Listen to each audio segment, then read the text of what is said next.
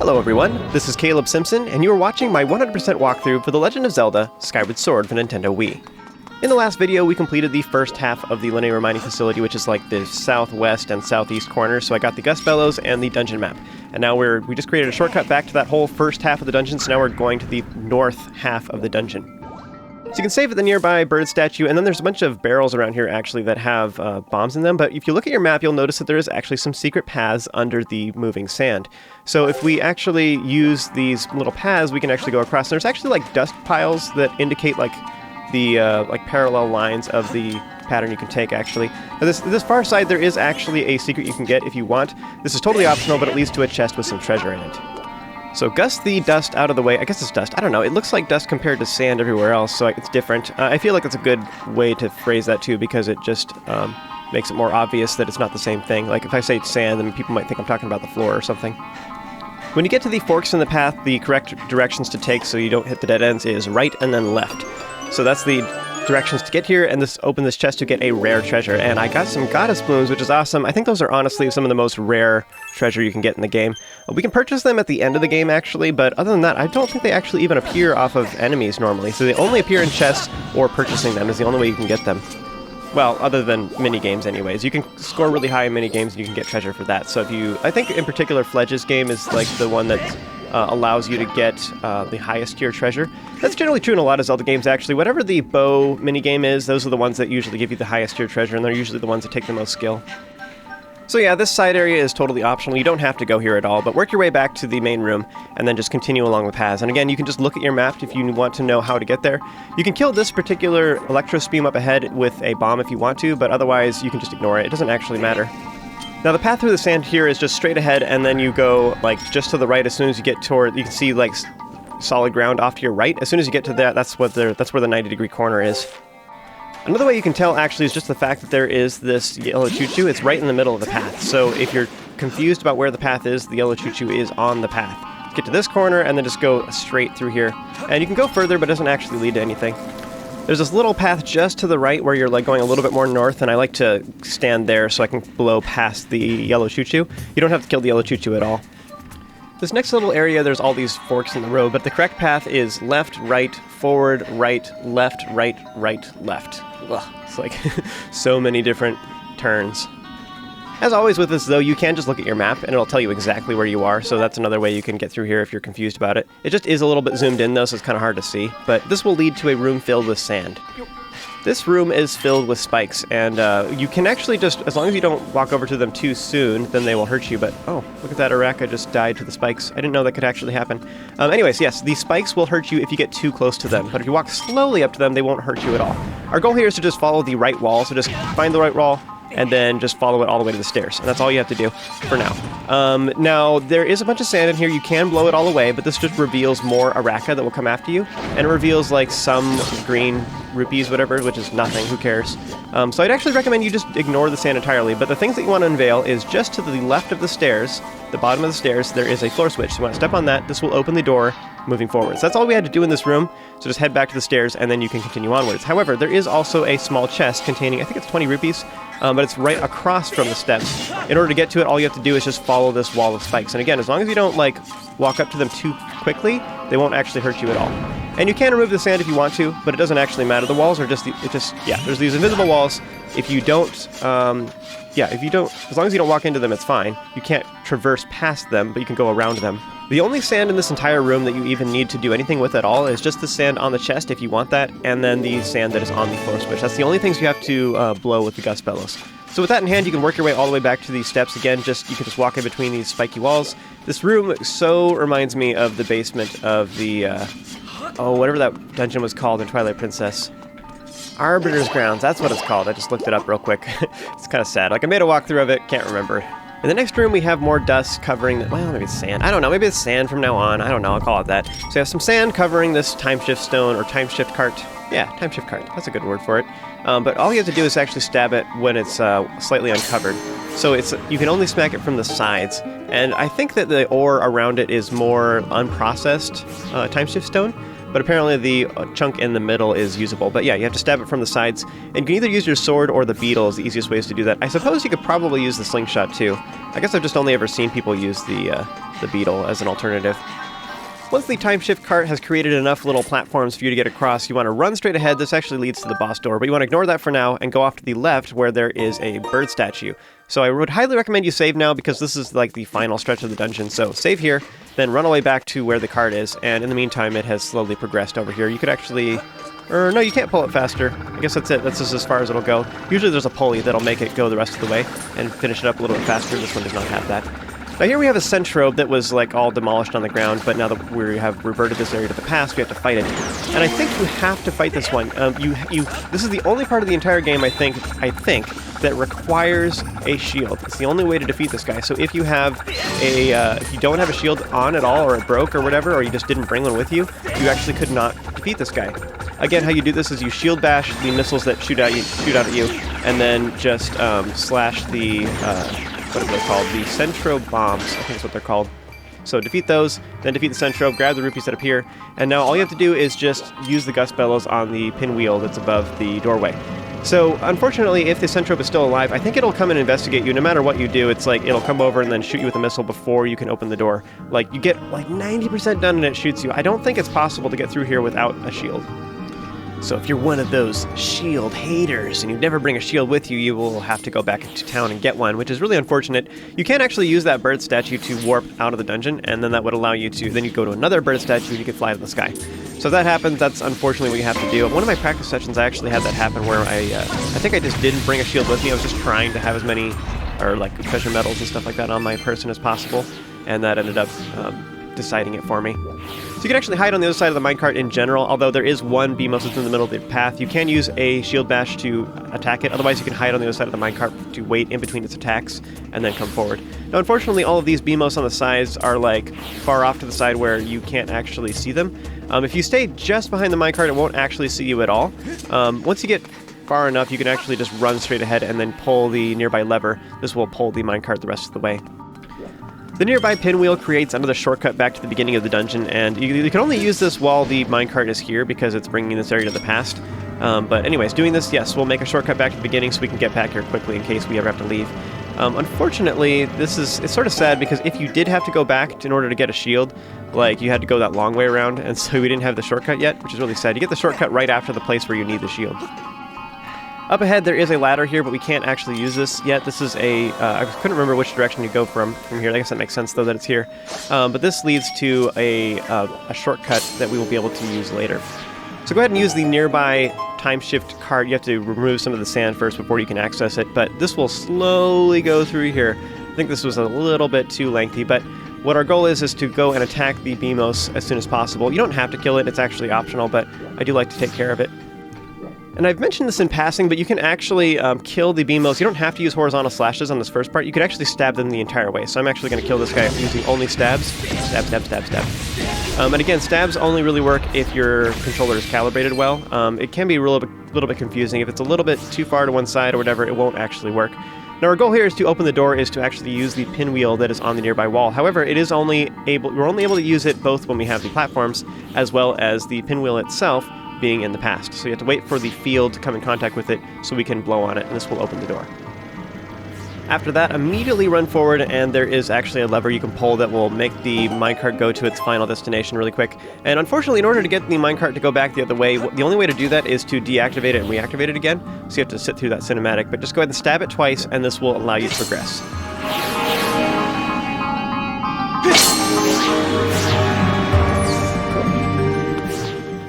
At this point, you just wait on the platforms until it gets close enough to the edge, and you can jump to it. Just be careful, because if your jump is not timed well, then you could actually just fall into the abyss and you'd have to start this whole section over again, and that's frustrating.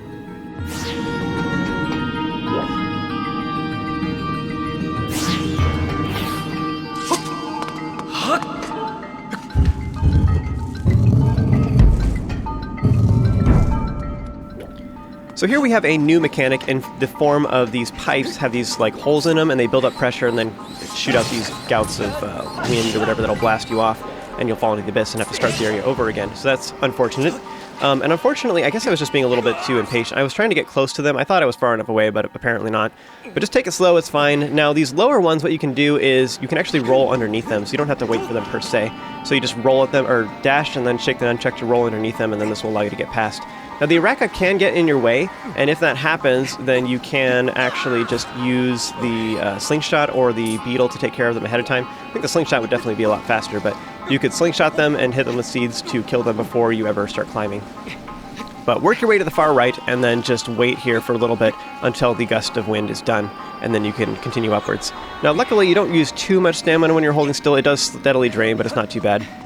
There's some more thunder keys here, and you might just want to kill them as soon as possible because it does take a little bit for them to start being electric, and just keep an eye out for any monster claws that appear.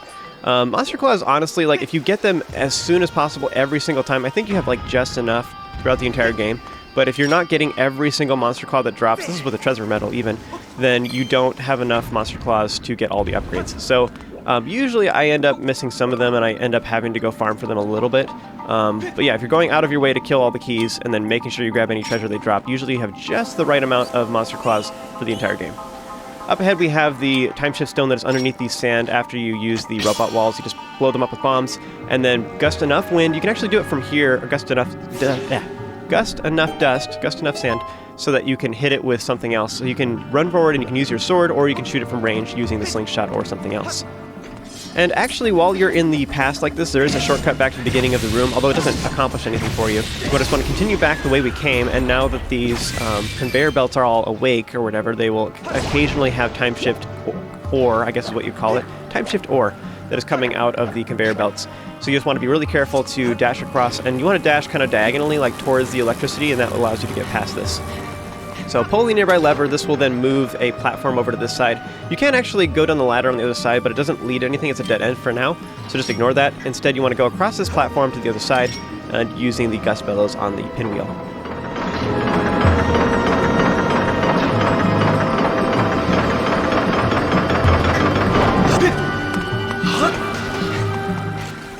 This Centrobe is technically optional. Like I was saying before, all the Centrobes in this dungeon are completely optional. You don't have to fight them, they're just annoying.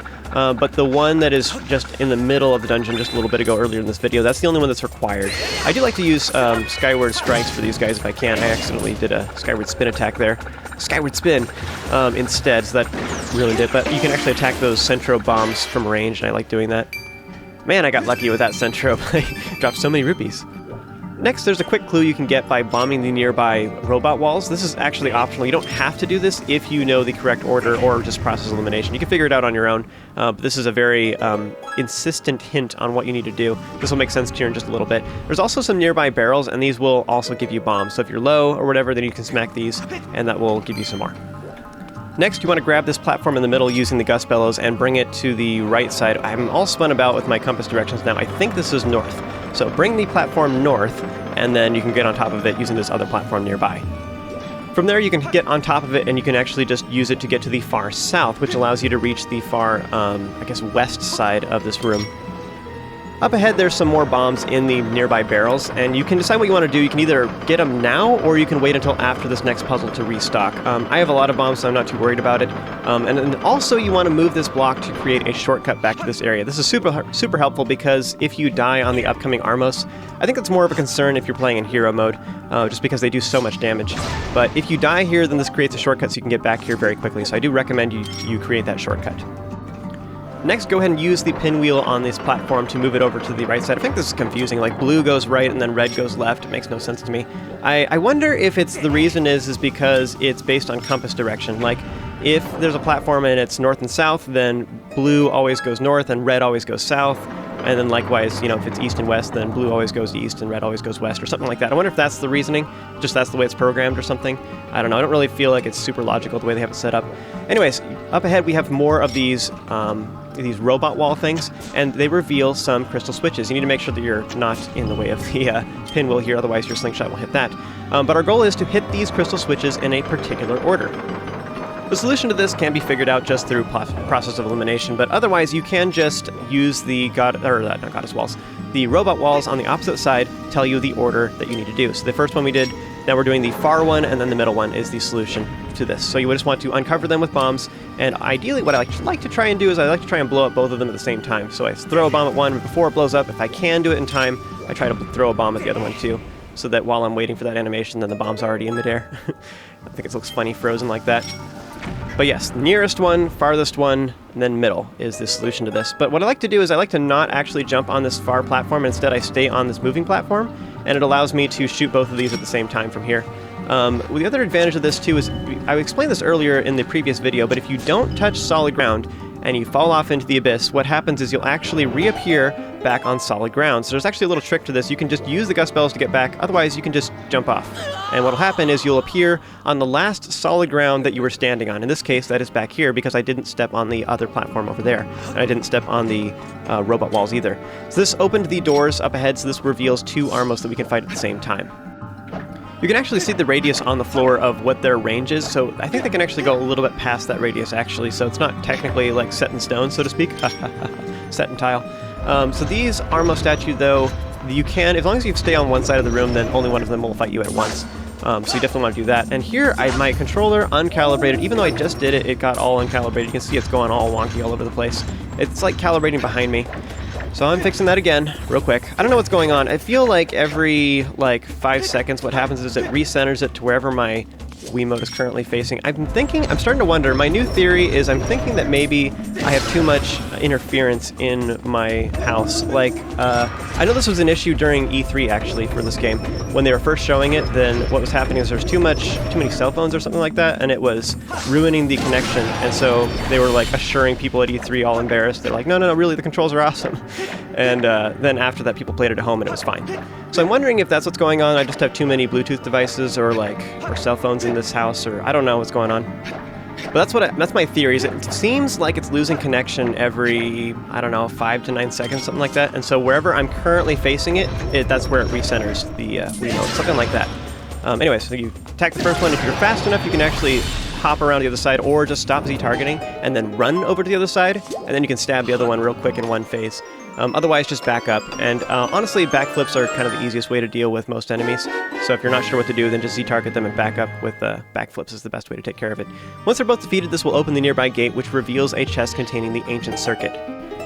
After that, you can fill up on hearts on the nearby barrels. I think that's only in regular mode, though. Hero mode, of course, will not have hearts in here. They might have rupees, I guess, but otherwise the barrels just outside this room will have some bombs in it, so I already grabbed those earlier, but you can stock up on bombs if you haven't done that yet. Up ahead we have some BMOS, and again, these guys are pretty easy. You can either sneak up on it when it's going the opposite direction, or you can use a shield bash if it's coming towards you to reflect its attack. So once again here I was showing that you can kill a BMOS using only stabs. You don't have to use horizontal slashes at all. You can actually just use 3 stabs to defeat them, and that works as well. So continuing onwards, if you just walk on this conveyor belt straight forward, it will you will not make any progress, but you won't lose any stamina. But meanwhile, if you dash, you'll slowly make progress. You just got to watch out for these gusts of air or whatever that pop out of the pipes. You gotta wait for a gap in between them and then quickly sprint through, or even roll if you want to. Rolling will use a little bit more stamina. You gain a little more distance, but it will consume more stamina, so it might be a little bit riskier. So just be prepared to stop dashing in case you're really low on stamina, and then just wait for the stamina fruit to come by. Once you exit through that nearby door, there's actually a shortcut off to the left you can create, and it also has a chest containing 20 rupees. But other than that, I feel like this shortcut is pretty worthless. I'm not really sure what the purpose is. Honestly, you can't even go through that door unless you got the ancient circuit, so literally we have everything we need to tackle the boss. But I suppose, though, the main reason that this shortcut is nice is in case you want to warp out of the dungeon and go get more potions or whatever. So if you're going to go restock on stuff, then this shortcut makes a lot of sense, because then you can go straight from the beginning of the temple all the way to the end boss. And so that's helpful. Alright, moving on ahead, there is a bird statue here. You can optionally save if you want to. I don't think it's worthwhile. Go ahead and break the nearby barrels if you want, and then go ahead and use the nearby time shift cart. This will allow it to start going across, and you do want to follow it. If it gets too far ahead of you and you weren't really prepared for it or whatever, you can totally use the nearby lever that'll bring this minecart back to this side. So go ahead and hop on the nearby pinwheel platform, and you want to use the gust bells on it to follow along with it. There is actually these bouts of air that are shooting off this way, but they will disappear when they get reverted to the past, so you don't actually have to worry about them. As long as you keep your platform in the past, you're fine, and your platform will stop working if it goes to the present anyways. I actually think it's pretty much impossible to get blasted off there unless you take too long. That's the only trick. Once you get to the far end, you can use the nearby lever to make the platform go all the way to the far side, or to make the minecart go all the way to the far side. Go ahead and save it. This bird statue is the one I'd recommend because it's right in front of the boss, and now we're finally ready to do that. Stock up on goodies with the nearby barrels, and then you can actually use this bird statue to leave the dungeon if you want to. Now that we have all the shortcuts, we can get back to this room pretty easily, but things that you want in order to prepare for this particular boss is, the first and foremost, you want the controller to be super calibrated. It's very important for this boss, otherwise you'll have a really hard time with it. Next things that are important is just like a bunch of bottles filled with fairies, I guess. And the last things that you really want is definitely a shield. Shield is very helpful. And I suppose one potential optional thing you could have that might be a little bit excessive is slingshot seeds, actually. So having more Deku seeds, having a small seed satchel, whatever, is actually pretty helpful for the first phase of this boss, and I'll explain more once we get there. I suppose the last thing that you could potentially have is some glittering spores is very helpful for this boss, because you can create as many fairies as you want. I don't know why this boss key always confuses me, but basically all the little pokey things need to be pointing up. That's what you want. So once all those little like nubs, all the little triangles, when those are all pointing up, then you can get this lined up correctly.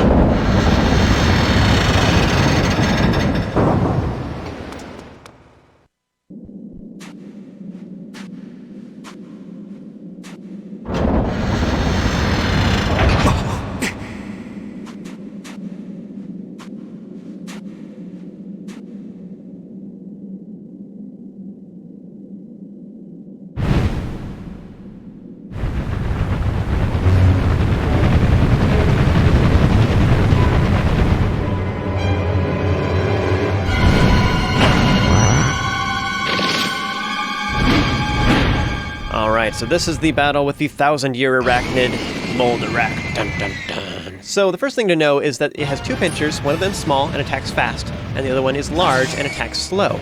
Each pincher will turn red right before attacking, and occasionally they will open up, which makes them vulnerable to sword attacks. You can't just attack them normally, but also just shield bashing, just so you know, will make them more vulnerable. It stuns them for a longer time, you can get more sword attacks in. And actually the best way to take care of this is actually spin attacks. You can get multiple attacks in a very short period of time. But if you are going to shield bash the pinchers, just know that the timing is different. So I would recommend actually that you focus on one pincher at a time. So the small one is fast, the big one is slow. You might even just watch their attack like back up so you can get the timing down. Attacking the pinchers, you do have to attack from the correct direction because they're constantly rotating, and this will change which direction you have to hit them with your sword. Something else you can do that's kind of fun is you can stun them with the shield, but you can also stun them using the slingshot. You hit the middle of the duber, and how this works, actually, it's kind of cheap. You can smack it once and quickly stun it before it wears off, and then you can do it again. So you can just keep stunning them over and over again, and just do one sword slash at a time. So you can just keep him perma-stunned and just keep defeating him that way. Funnily enough, too, when one of the pinchers is stunned, then he doesn't attack you with the... She doesn't attack you with the other one. Probably a girl, because it does make a rack of larvae, is the way I figure it. Once both the pinchers have been destroyed, this will move you on to the next phase, and at this point it'll start diving into the sand and then move around kind of like a shark under the sand, and it will stab at you with its tail. Now, the tail, actually, it only really can hurt you if you are too close to it, though, so if you just run away, it's fine. Once it reveals itself from the ground, you can actually just run forward and stab it in the eye whenever you want, pretty much. The eye is now vulnerable, but occasionally it will move its brow ridge further down, and so its eye is protected. Generally speaking, right after it comes out of the sand, it's always vulnerable, and you can either dash towards it with A, or you can hop towards it using Z and A to get a little bit closer, and that's actually the most deadly way to get in front of it. Just keep hopping towards it over and over and over again, and stab it. Now, if it quickly puts its brow ridge down in front of it to protect it, it's about to do a charge, and the best way to take care of this, actually, is just to, stop Z-targeting and run away in the opposite direction. Which feels really weird. My normal Zelda instincts is to keep Z-targeting and then use backflips, but backflips aren't super useful against that. You can side hop too, but it kind of will rotate, it follows you, so it's just awful. So yeah, stop Z-targeting and then dash away from it in the opposite direction if it puts its brow ridge down. That's the biggest tip I can give you for that phase. But otherwise, yeah, when it goes in the sand, it's not a big deal. There's a lot of jars off to the side. They're not a big deal. There's actually a lot of health in here, and the boss kind of just ignores you when you're off along the edges of the walls getting health. If you're not looking at the boss, it does not come after you. So you can totally smack the jars for hearts, and if you brought glittering spores, you can create fairies by pushing glittering spores that we got from Farron from glittering mushrooms. You can sprinkle them on the hearts to create fairies. So you actually have a pretty hefty supply of health in this room, so you can drag this battle out pretty darn far if you need to, so it's great. After the boss has been defeated, all the sand will drain from the room and this will reveal a heart container. Yes! After that, go ahead and go through the door to find this cool looking room. I actually think it's really sweet looking. Now, if you have the Quick Beetle, you can actually get through this a little bit faster, but this is an optional upgrade. You don't have to do it. So if you got the Quick Beetle or the Tough Beetle, what you can do is just hold A while using the beetle, and you'll move significantly faster, so you can use that to reach this Time Shift Stone quicker. But you have more than enough stamina to do it, even if you don't have the Quick Beetle. But smack the Time Shift Stone. This brings this whole room into the past, which makes it all glowy and stuff. And then just sit on the minecart and wait until you get to the other side. And then outside, we're going to meet up with Zelda again. And actually, that's the end of this video, folks, but I do have a highlight at the end of the video you should check out. I had a rather amusing interaction that happened with that boss that I recorded, and so I have that clip at the end.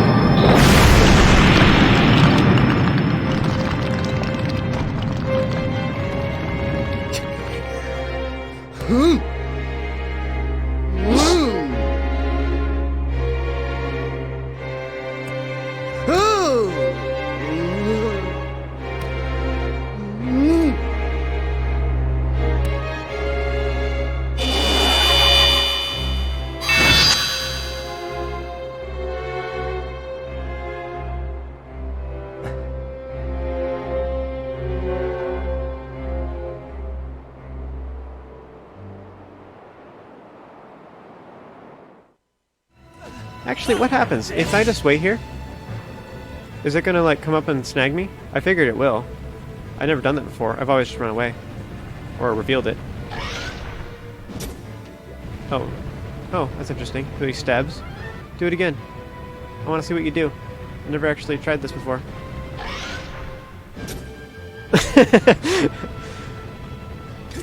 Oh no, guys. I don't know what I'm gonna do. Poke. Yeah, he wants to poke. She? She? Well, it's probably a she, because it makes little babies. Come on. Poke me. I want to see. Am I just like in a perfect place where it can't actually hit me? Yeah, see? What is it even doing? I'm gonna move closer to the middle. See if it actually does something. Dude. I think I'm gonna show this in the walkthrough. Oh, hey, that actually did. Okay. Okay, fine. It's possible for it to hit, but yeah, bad idea though.